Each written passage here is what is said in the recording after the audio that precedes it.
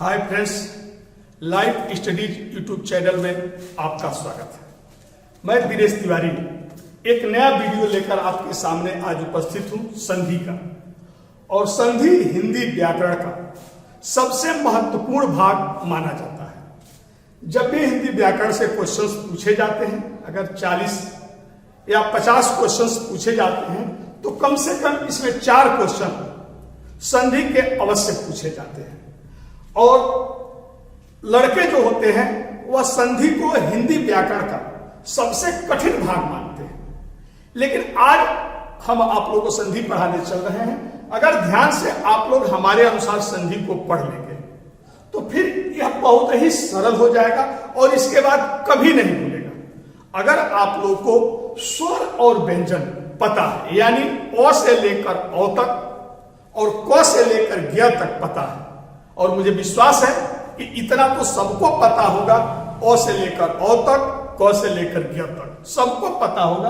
और जिसको भी स्वर और व्यंजन पता है, अगर मेरे अनुसार संधि आप लोग पढ़ेंगे, ध्यान से पढ़ेंगे, तो फिर संधि में कहीं कोई क्वेश्चन छूटने वाला नहीं है। हर प्रश्न आप लोगों के लिए बेहद सरल और आसान हो जाएगा। तो बस आप लोग ध्यान से हमारे इस वीडियो को देखेंगे। संधि पर मैं आप लोगों को 5 वीडियो बनाऊंगा। अगर ये 5 वीडियो आपने पढ़ लिया तो ये मानकर चलिए कि 4 क्वेश्चन एग्जाम्स के बड़े ही सरल तरीके से कर लेंगे। कभी भी इस प्रश्न का कोई भी क्वेश्चन गलत नहीं होगा। तो जी हां, अब हम लोग संधि पढ़ेंगे। संधि का अर्थ होता है जोड़, जोड़ या मेल, जोड़ या मेल। तो जोड़ या मेल को संधि कहा जाता है। जैसे दो व्यक्तियों के बीच में जब आपस में समझौता हो जाता है, या दो देशों के, दो विरोधी देशों के बीच में जब आपस में समझौता हो जाता है, तो हम लोग कहते हैं कि इन दो व्यक्तियों के बीच में या दो देशों के बीच में संधि हो। उसी तरह वर्णों में भी, वर्ण या ध्वनि में भी आपस में जब समझौता हो जाता है तो उसे संधि कहा जाता है। अर्थात दो समीपवर्ती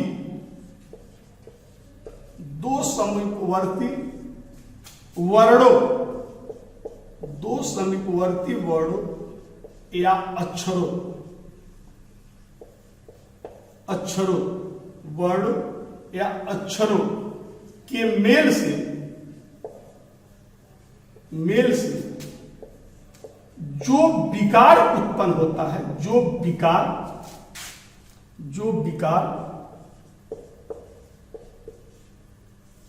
या परिवर्तन, विकार को परिवर्तन भी कहा जाता है। तो जो विकार या परिवर्तन होता है, परिवर्तन उत्पन्न होता है, उसे संधि कहा जाता है।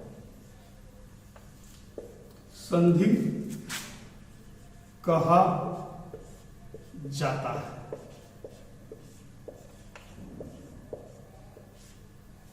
यानी जब दो समीपवर्ती वर्ण या अक्षर आपस में मिल जाते हैं और उस मिलने से जो विकार या परिवर्तन होता है उसी को संधि कहा जाता है। तो संधि अक्षरों के मेल, अक्षर वर्ण या ध्वनियों के मेल को संधि कहा जाता है। यानी संधि में 2 पद हो गए। पहले पद का अंतिम वर्ण या ध्वनि और दूसरे पद का पहला वर्ण या ध्वनि आपस में मिल जाता है और उससे जो विकार उत्पन्न होता है, जो परिवर्तन होता है, उसी को संधि कहा जाता है। जैसे विद्यार्थी,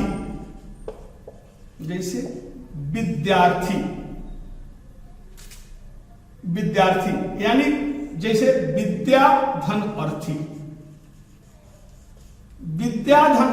ये 2 पद है। पहला पद है विद्या और दूसरा पद है अर्थी। तो पहले पद का अंतिम वर्ण, अंतिम ध्वनि विद्या,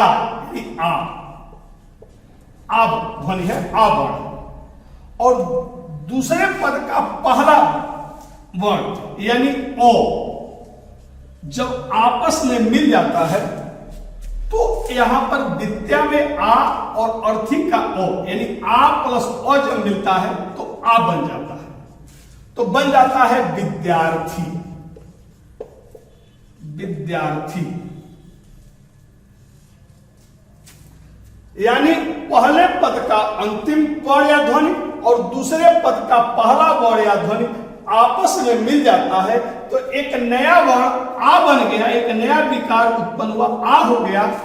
तो जब तो बन जाता है विद्या यानी विद्या का आ, अर्थी का और आ और ओ मिला तो आ हो गया, तो बन गया विद्यार्थी। इसी तरह महात्मा, महा धन आत्मा, महाधन आत्मा। तो महा में यानी पहला पद आ है और आत्मा महा का अंतिम पद वर्ण आ है और आत्मा का पहला वर्ण आ है, यानी आ और आ मिला तो आ और आ मिलता है तो आ बनता है, यानी हो गया महात्मा। महात्मा। इसी तरह जगत धननाथ, जगत धननाथ। जगत यानी अंतिम पहले पद का अंतिम वर्ण है तो, और ये तो हलंत है यानी तो में हलंत लगा है यानी स्वर रहित यानी ये व्यंजन, और उसके बाद नो आता है तो के बाद नो आया है, इसको व्यंजन संधि में हम विस्तार से पढ़ाएंगे। तो जब तो के बाद नो आएगा तो बन जाएगा नो यानी हलंत नो, यानी बन जाएगा जो गो आधा नो, आधा तो का आधा नो बनेगा और नाथ यानी हो जाएगा जगन्नाथ। इसी तरह यशः, यशः धनधरा यानी विसर्ग के बाद ध आया है, व्यंजन आया है, तो विसर्ग के बाद जब ध आएगा तो आगे मैं विसर्ग संधि में पढ़ाऊंगा तो ओ हो जाता है, यानी बन जाएगा यशोधरा। यशोधरा। इस तरह दोस्त देख रहे हैं कि यहां पर दो पद है, दो पदों का मेल होता है, जिसमें पहला पद का अंतिम वर्ण और दूसरे पद का पहला वर्ण आपस में मिल जाता है तो उसे संधि कहा जाता है। तो विद्या और अर्थी मिला तो बन गया विद्यार्थी, महा और आत्मा तो महात्मा बन गया, जगत धन नाथ मिला तो जगन्नाथ हो गया, यशा धन धरा मिला तो यशोधरा बन गया। यानी यहां पर वर्ण या अक्षरों का मेल हो रहा है। इसके पहले हम आप लोगों को समास भी पढ़ाए थे और समास में मैंने बताया था कि दो पदों का यानी दो शब्दों का आपस में मेल होता है तो उसे समास कहा जाता है। तो दो या दो से अधिक शब्द जब आपस में मिलते हैं तो समास होता है, यानी समास में शब्दों का मेल होता है, जबकि संधि में वर्ण या अक्षरों का मेल होता है। तो जब दो या दो से दो वर्ण आपस में मिल जाते हैं, दो वर्ण या अक्षर आपस में मिल जाते हैं और उससे जो विकार उत्पन्न होता है उसे संधि कहा जाता है। तो आप लोगों को पता चल गया कि संधि किसको कहा जाता है, यानी दो या दो से अधिक वर्णों या अक्षरों के मेल को संधि कहा जाता है। अब संधि आपके तीन प्रकार का होता है। संधि के प्रकार यानी संधि तीन प्रकार की होती है। संधि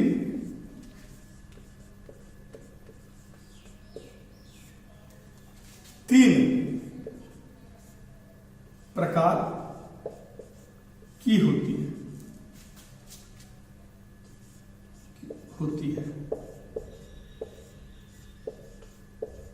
यानी संधि के तीन प्रकार है। पहला है ये है स्वर संधि, स्वर संधि। बी है व्यंजन संधि और सी है विसर्ग संधि।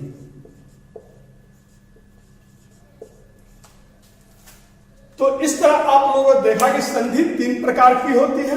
पहला है स्वर संधि, दूसरा है व्यंजन संधि और तीसरा है विसर्ग संधि। यानी जब स्वर का स्वर से मेल होता है तो वहां पर होता है स्वर संधि। जब व्यंजन का स्वर या व्यंजन से मेल होता है तो वहां पर होता है व्यंजन संधि। और विसर्ग के बाद विसर्ग का जब स्वर या व्यंजन से मेल होता है तो वहां पर होता है विसर्ग संधि। यानी संधि 3 प्रकार की होती है, स्वर संधि, व्यंजन संधि और विसर्ग संधि। तो अब हम लोग इन तीनों को पढ़ेंगे। तो सबसे पहले अब हम लोग पढ़ेंगे स्वर संधि। तो हम लोग पढ़ेंगे स्वर संधि। तो स्वर संधि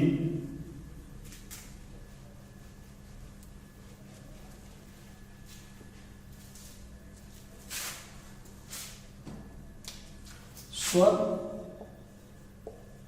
संधि तो ये है स्वर संधि। तो स्वर संधि यानी स्वर का जब स्वर से मेल होता है तो उसे स्वर संधि कहा जाता है। जब स्वर का स्वर से मेल होता है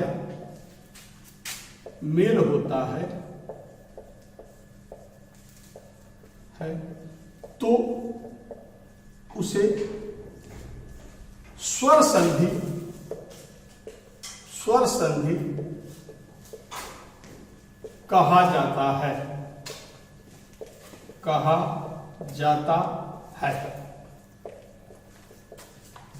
तो जब स्वर का स्वर से मेल होता है तो उसे स्वर संधि कहा जाता है। तो यहां पर आप लोग क्लियर हो गया होगा कि स्वर संधि में स्वर का स्वर से मेल होता है। और मैं इसके पहले वीडियो में स्वर पढ़ा चुका हूं, स्वर और व्यंजन दोनों पढ़ा चुका हूं। तो उसमें मैंने बताया था कि कुल 11 स्वर होते हैं, जिसे ओ, आ, ई, उ, री, ए, ऐ, ओ, ये है कुल स्वर।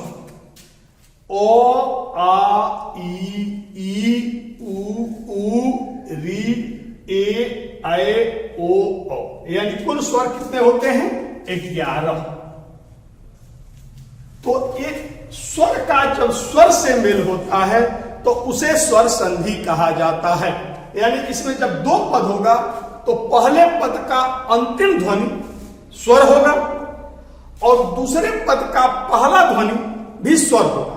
और जब दोनों आपस में मिलता है तो उसे स्वर संधि कहा जाता है।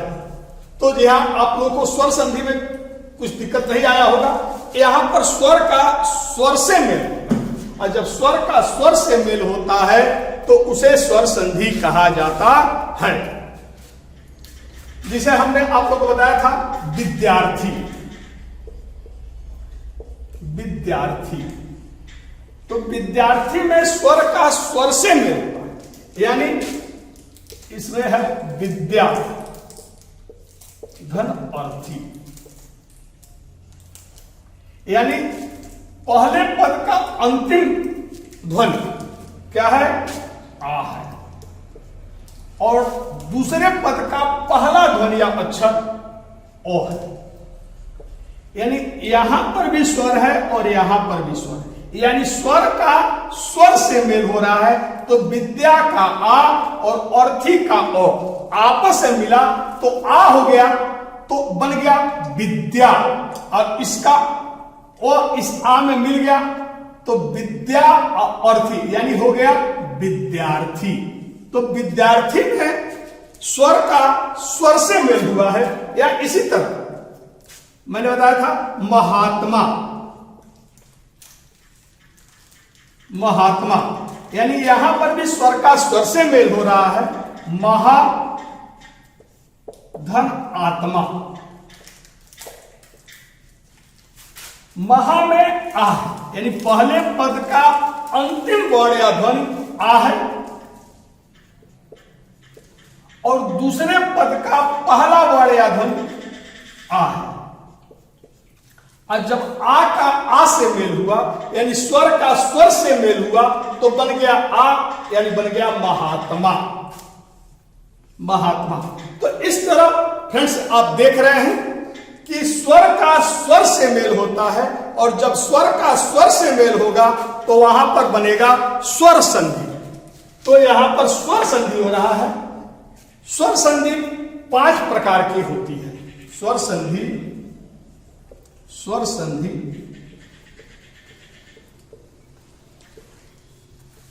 5 प्रकार की होती है।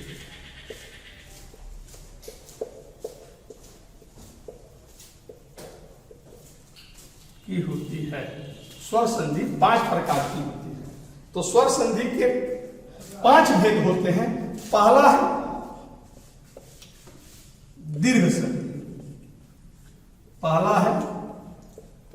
दीर्घ संधि। दूसरा है गुण संधि।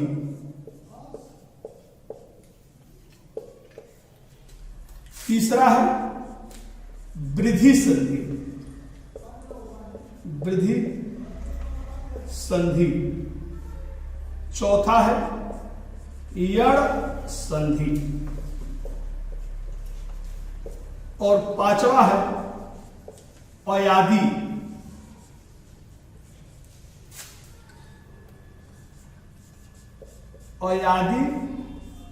संधि। तो जी हां, संधि कितने प्रकार की होती है? तो संधि 5 प्रकार की होती है। दीर्घ संधि, गुण संधि, वृद्धि संधि, यण संधि और अयादि संधि। और आप लोगों को ध्यान देना है इसी क्रम में संधि याद करना है, क्योंकि अगर इस क्रम में संधि को आप याद करेंगे तो समझना बहुत ही सरल हो जाएगा। तो संधि 5 प्रकार, स्वर संधि 5 प्रकार की होती है। पहला है दीर्घ संधि, दूसरा है गुण संधि, तीसरा है वृद्धि संधि, चौथा है यण संधि और 5वां है अयादि संधि। तो अब हम लोग पढ़ेंगे दीर्घ संधि। दीर्घ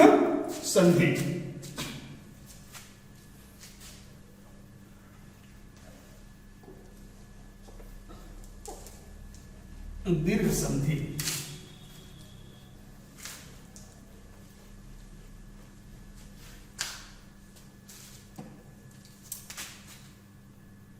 तो फर्स्ट है दीर्घ संधि।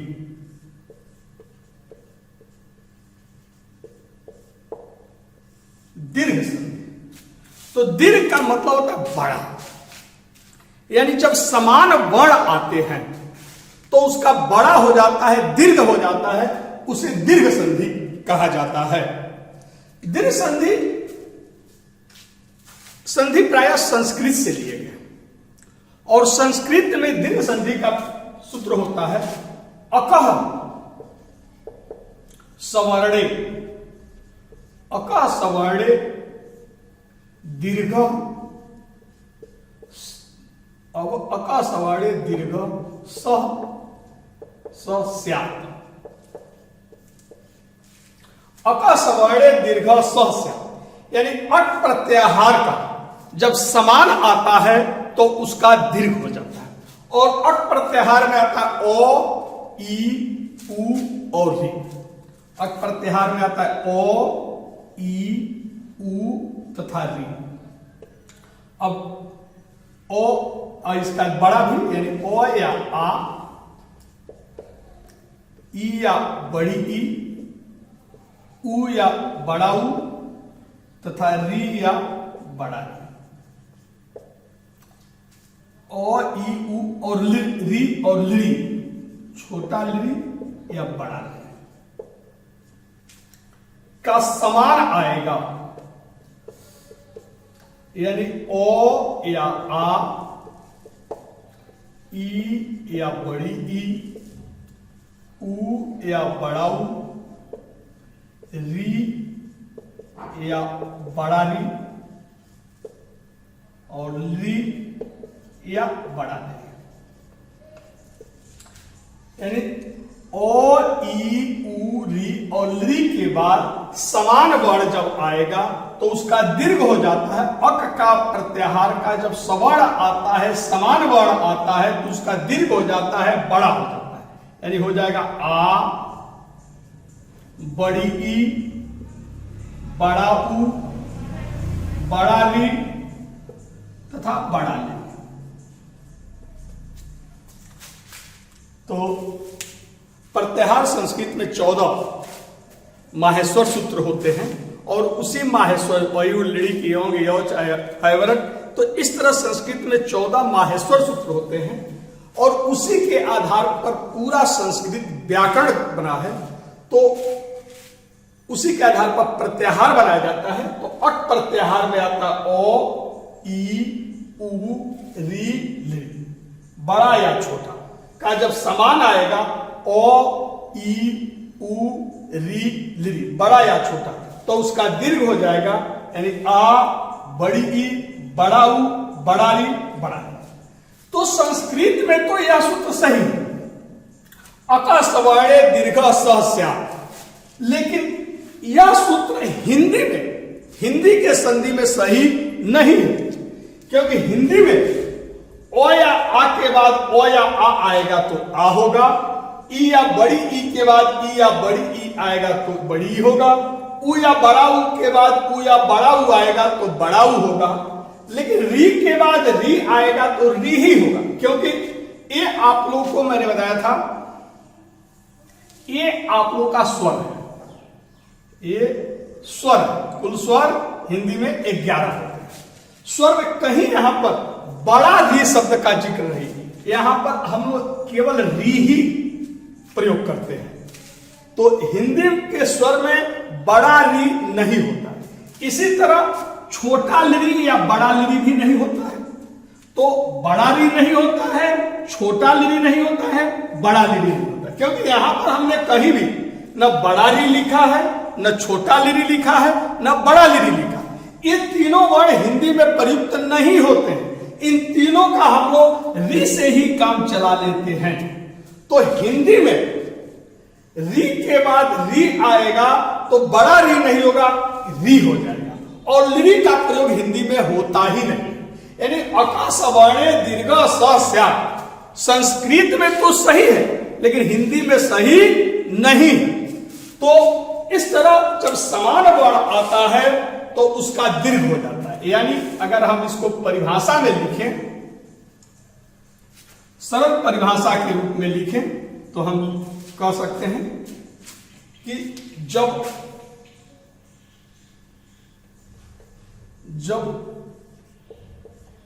ओ या आ के बाद, जब ओ या आ के बाद ओ या आ आता है, आ आता है, आ आता है, आता है, तो उसका आ, तो आता है तो उसका आ,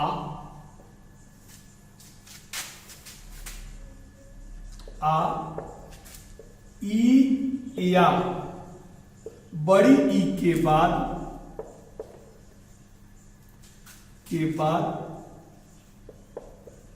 ई या बड़ी ई आता है, बड़ी ई आता है, तो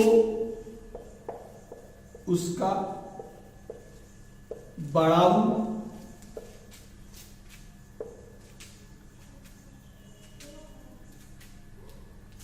आता है, तो उसका बड़ा ई, तो उसका बड़ा ई, ऊ या बड़ा ऊ के बाद ऊ या बड़ा ऊ आता है, आता है, आता है, तो उसका बड़ा ऊ उसका बड़ा ऊ, यदि बड़ा ऊ तथा री के बाद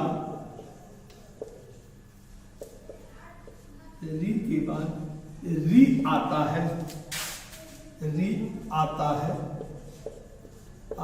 है, तो उसका री हो जाता है, उसका री हो जाता है।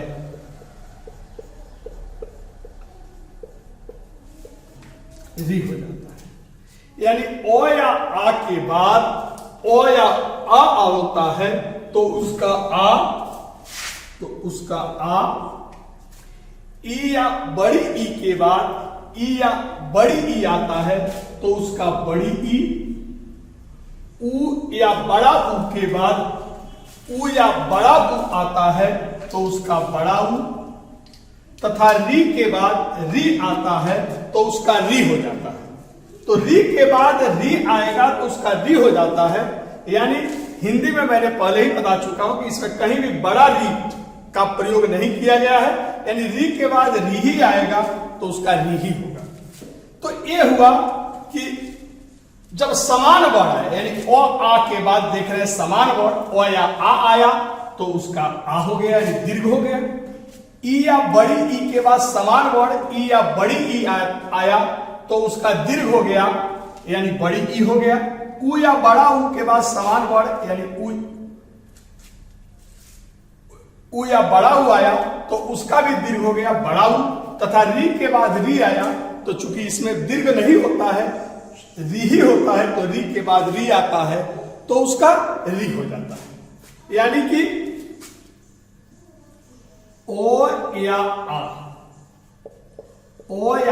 के बाद ओ या आ आता है तो उसका आ, ई या बड़ी ई के बाद ई या बड़ी ई आता है तो उसका बड़ी ई, ऊ या बड़ा ऊ के बाद ऊ या बड़ा ऊ आता है तो उसका बड़ा ऊ, तथा री के बाद री आता है तो उसका री हो जाता है। यानी ओ या आ के बाद ओ या आ आएगा तो आ, ई या बड़ी ई के बाद ई या बड़ी आएगा तो बड़ी ई, ऊ या बड़ा ऊ के बाद ऊ या बड़ा ऊ आता है तो बड़ा ऊ, तथा री के बाद री आता है तो री हो जाता है। यानी कि जब समान वर्ण आएगा तो उसका दीर्घ हो जाता है, आ बड़ी ई बड़ा ऊ और री हो जाता है। तो फ्रेंड्स इसको आप लोग उतार लें, पहले परिभाषा लिख लें। जब ओ या आ के बाद ओ या आ आता है तो उसका आ, ई या बड़ी ई के बाद ई या बड़ी ई आता है तो उसका बड़ा ई, ऊ या बड़ा ऊ के बाद ऊ या बड़ा ऊ आता है तो उसका बड़ा ऊ, और री के बाद री आता है तो उसका री हो जाता है। और फिर आप लोग लिख लेंगे ओ या आ प्लस ओ या आ इक्वल टू आ, ई या बड़ी ई के बाद ई या बड़ी ई आएगा तो बड़ी ई, ऊ या बड़ा ऊ के बाद ऊ या बड़ा ऊ आएगा तो बड़ा ऊ, और री के बाद री आता है तो उसका री हो जाता है। तो फ्रेंड्स इसको उतार लें ताकि हम इसको मिटा दें और आगे हम लोग पढ़ें।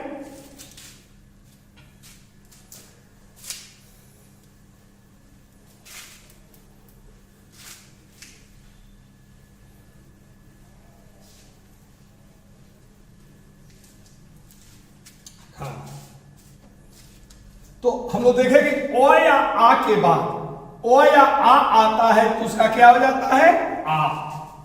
यानी ओ के बाद ओ आएगा तो उसका आ,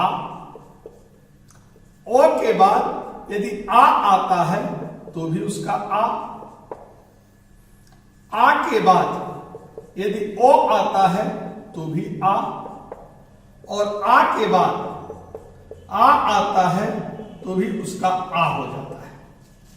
यानी ओ या आ के बाद ओ या आ आता है तो उसका आ हो जाता है।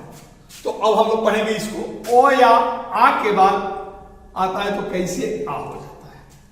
जैसे हम लोग देख रहे हैं ओ के बाद ओ आएगा तो आ हो जाएगा। जैसे स्व, धन, अर्थी,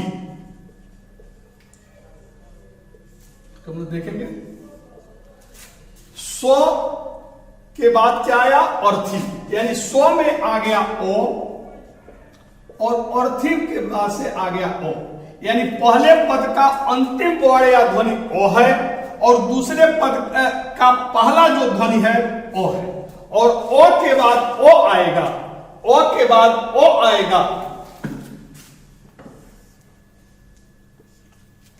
ओ के बाद ओ आएगा तो आ हो जाता है,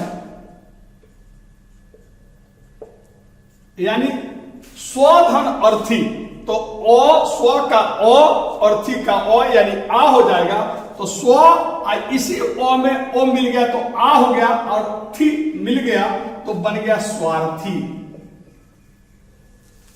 तो स्वधन अर्थी, तो स्वधन अर्थी के बाद में ओ और ओ आया, और जब ओ और ओ आएगा तो उसका आ हो जाएगा, यानी बन जाएगा स्वार्थी।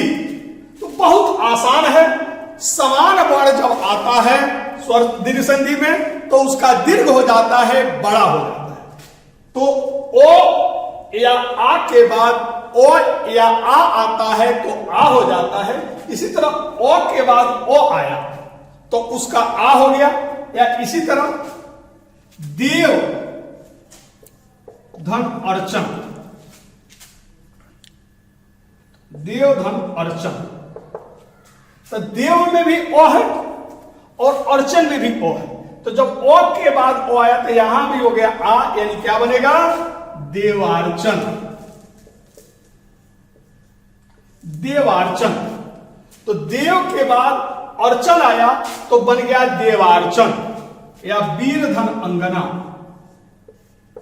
वीरधन अंगना, यानी वीर में भी ओ है और अंगना में भी ओ है। तो जब ओ के बाद ओ आया, यानी पहले पद का ओ, अंतिम जो ध्वनि है ओ, और दूसरे पद का पहला ध्वनि है ओ, तो जब ओ के बाद ओ आया तो आ हो गया, यानी बना वीरांगना, वीरांगना। वीर यानी वीर के बाद अंगना आया तो बन गया वीरांगना। इसी तरह मत धन अनुसार, तो मत धन अनुसार यानी मत में तो के बाद ओ आया है और अनुसार में पहला बार ओ आया, ओ के बाद ओ आया तो इसका भी आ हो गया, यानी हो गया मतानुसार। तो इस तरह फ्रेंड्स आप देख रहे हैं कि ओ के बाद ओ आया तो उसका आ हो जाता है, यानी स्वधन अर्थी, स्व में व का बाद ओ आया है और अर्थी में यानी पहले पद में ओ आया है, पहला पद का अंतिम ध्वनि ओ आया है और दूसरे पद का पहला ध्वनि ओ आया है, और ओ के बाद ओ आया तो आ, यानी स्वधन अर्थी इक्वल टू स्वार्थी। देवधन अर्चन तो देवार्चन, यानी ओ और ओ मिला तो आ हो गया, तो हो गया देवार्चन। इसी तरह वीर में ओ, अंगना का ओ और ओ मिला तो आ बना, यानी बन गया वीरांगना। या मत धन अनुसार, यानी तो में ओ आया, यानी पहले पद का अंतिम ध्वनि ओ है और दूसरे पद का पहला ध्वनि भी ओ है, तो ओ के बाद ओ आया तो आ हो गया मतानुसार। तो इस तरह ओ के बाद ओ आएगा तो आ हो जाएगा। दोस्त छांटना बड़ा आसान है दीर्घ संधि में। जब भी आप देखेंगे दीर्घ यानी स्वार्थी, अगर आपके सामने आया शब्द स्वार्थी और कभी कभी पूछता है कौन सा संधि है, तो यहां पर आ आया। जब भी देखेंगे कि जब आ आया है यानी दीर्घ आया है तो आपके मन में अनायास आ जाना चाहिए कि दीर्घ संधि है। जब समान वर्ण आएगा, समान वर्ण आता है तो उसका दीर्घ हो जाता है, यानी ओ के बाद ओ आया तो आ हो गया। तो इस तरह स्वधन अर्थी स्वार्थी, देवधन अर्चन देवार्चन, वीरधन अंगना वीरांगना, मतधन अनुसार मतानुसार, इस तरह आप तमाम शब्द बना सकते हैं। उम्मीद है कि कम से कम ओ के बाद ओ आया तो इसमें कहीं भी आप लोगों को दिक्कत नहीं, यानी ओ के बाद ओ आएगा तो आ होगा। ओके,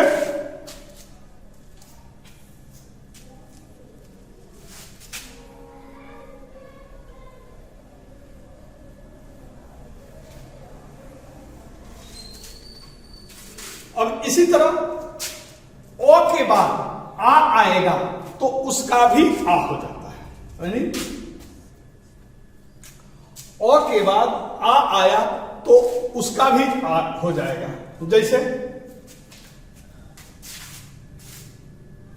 देव,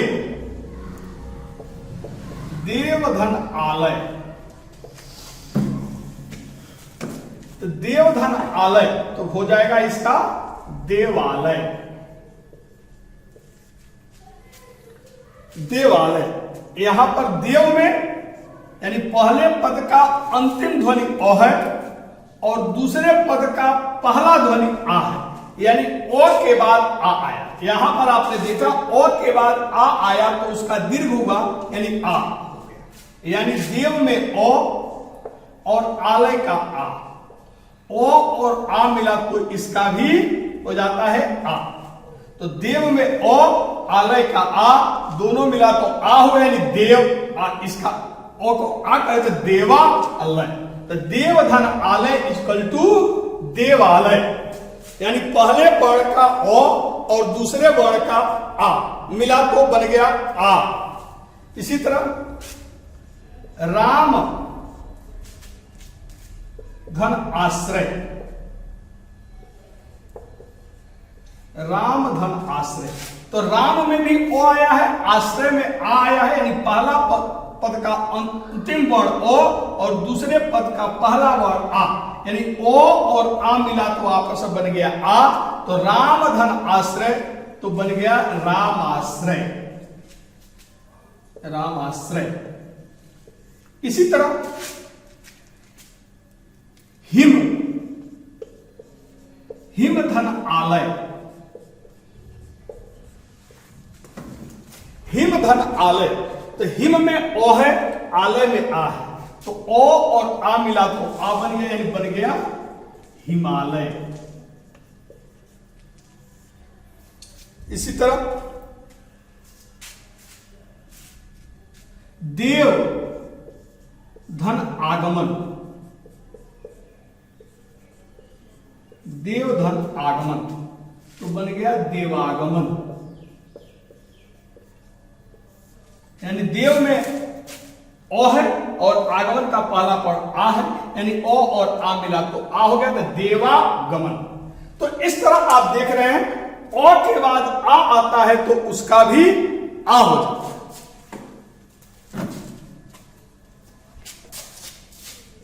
इसको मिटा दीजिए।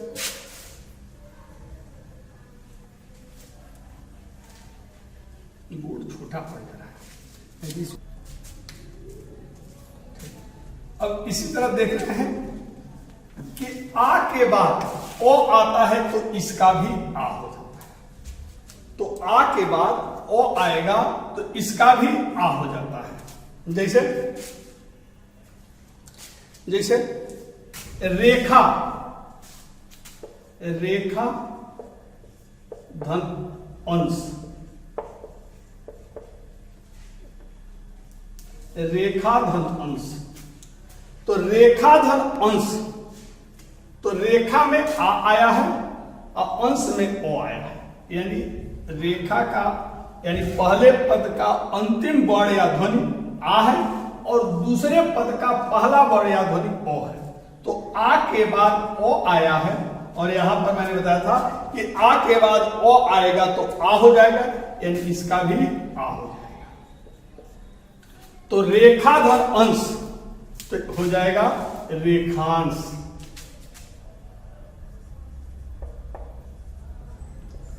इसी तरह सीमा धन अंतर,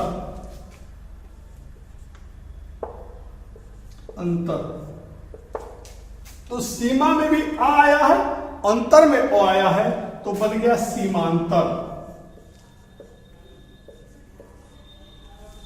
सीमांतर। या इसी तरह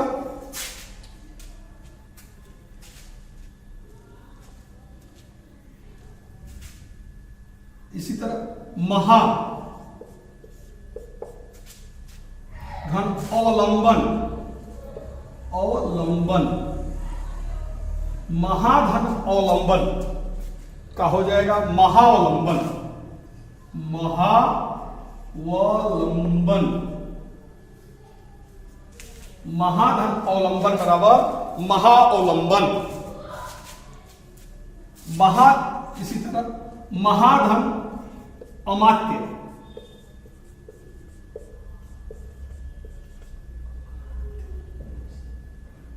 महाधन अमात्य। तो महा में आ आया है, अमात्य में ओ, यानी आ के बाद ओ आया तो महात्म्य, महात्म्य। तो इस तरह फ्रेंड्स देख रहे हैं, आ के बाद ओ आया तो इसका भी आ हो जाता है, यानी रेखा में आ आया, अंश में ओ आया, यानी आ के बाद ओ आया तो आ। सीमा में आ आया, सीमा का अंतिम वर्ण है आ, और अंतर का पहला वर्ण है ओ, यानी आ के बाद ओ आया आ, तो सीमा धन अंतर इक्वल टू सीमांतर। इसी तरह महा, महा में आ और अवलंबन में ओ आया, यानी आ के बाद ओ आया तो आ हो गया, तो महाअवलंबन, या महा में आ आया, अमात्य में ओ आया, आ और ओ मिला तो आ हो गया महा। यानी ओ या आ के बाद, सॉरी आ के बाद यदि ओ आएगा तो इसका भी आ हो जाएगा। इसी तरह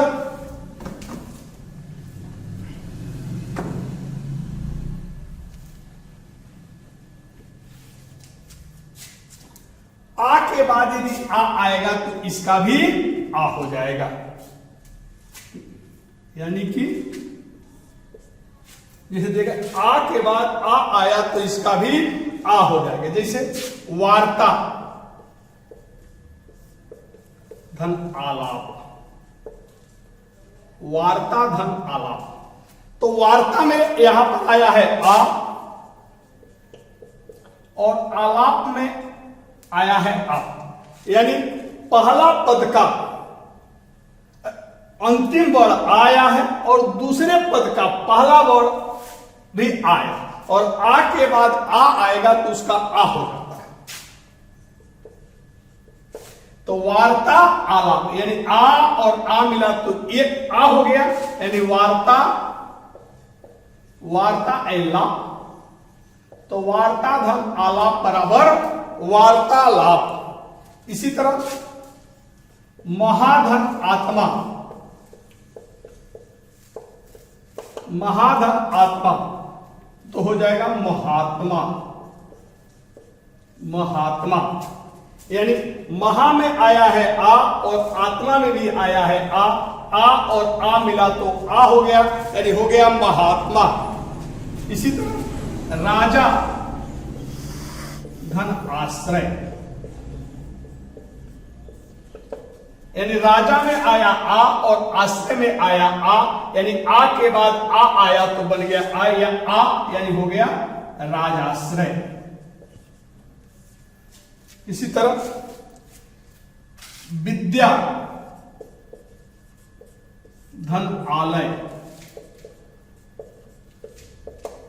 तो विद्या में है आ और आलय में भी है आ, यानी आ और आ मिला तो आ बन गया, हो गया विद्यालय। तो इस तरह फ्रेंड्स देख रहे हैं कि आ के बाद यदि आ आता है तो इसका भी आ हो, यानी चाहे ओ आवे चाहे आ आवे, उसके बाद चाहे ओ आवे चाहे आ आवे, ओ या आ के बाद ओ या आ आता है तो उसका आ हो जाता है। तो इस तरह आप दीर्घ संधि में समान वर्ण जब आता है तो उसका दीर्घ हो जाता है, यानी ओ या आ के बाद ओ या आ आएगा तो आ। इसी तरह हम आगे आप लोग को अगले वीडियो में बताएंगे कि ई या बड़ी ई के बाद ई या बड़ी ई आएगा तो बड़ी ई, उ या बड़ा उ के बाद उ या बड़ा उ आता है तो उसका बड़ा उ, तथा री के बाद री आता है तो उसका री हो जाता है। तो अगले वीडियो में हम आप लोग को दीर्घ संधि का अगला भाग, यानी ई या बड़ी के बाद ई या बड़ी, उ या बड़ा उ के बाद उ या बड़ा उ, या री के बाद री आता है तो क्या होता है, और फिर उसमें हम आपको पढ़ाएंगे गुण संधि तथा वृद्धि संधि। तो इतना हम आप लोग को नेक्स्ट वीडियो में, अगले वीडियो में आप लोग को बताएंगे। और आप लोग देखेंगे जैसे ही हम आप लोग को पूरा एक बार संधि पढ़ा देंगे, फिर संधि में कहीं से कोई प्रॉब्लम्स नहीं रहेगा। बस आप लोग को ध्यान इतना रखना है, स्वर संधि में अ से लेकर अ तक आपको याद है। जब अगर अ से लेकर अ तक पता है तो हम एक क्रम बताएंगे, सीक्वेंस बताएंगे, और वह सीक्वेंस जैसे ही देखेंगे जीवन में कभी आप लोग को स्वर संधि या संधि आपको नहीं भूलेगा। या और संधि एक बार आप लोग को तैयार हो गया तो फिर आप लोग को संधि कभी नहीं भूलेगा। और हर एग्जाम में, चाहे आप यूपीपी की दें, चाहे यूपीएसआई का दें, लेखपाल दें, या अभी खंड शिक्षा अधिकारी का एग्जाम होने वाला है, इसके मेंस का परीक्षा दें, या SSS के जो भी एग्जाम्स हैं, उन सभी में हिंदी से, व्याकरण से क्वेश्चन पूछे जाते हैं। और हिंदी व्याकरण में संधि बहुत ही महत्वपूर्ण टॉपिक है। तो एक बार थोड़ा सा ध्यान से आप लोग संधि समझ गए तो संधि का टेंशन हमेशा के लिए समाप्त। यानी एक बार आपने संधि पढ़ा तो उसके बाद संधि कभी भूलेगा ही नहीं। यानी संधि भूलना मना है। अगर एक बार हमसे पढ़े तो फिर संधि आपको कभी नहीं भूलेगा। और इसी के साथ हम अब नेक्स्ट वीडियो में संधि का अगला भाग पढ़ाएंगे, तो आप लोग अगला भाग जरूर देखिएगा। आशा है कि आप लोग को यह वीडियो समझ में आ गया। अगर यह वीडियो समझ में आया होगा अच्छी तरह से तो इसको आप लोग लाइक करिएगा, सब्सक्राइब करिएगा और बेल आइकन को जरूर दबा दीजिएगा, क्योंकि घंटी का बटन आप दबाएंगे तो नेक्स्ट वीडियो जो भी हम डालेंगे उसकी अग्रिम सूचना आप लोग को मिल जाएगी। इसी के साथ धन्यवाद।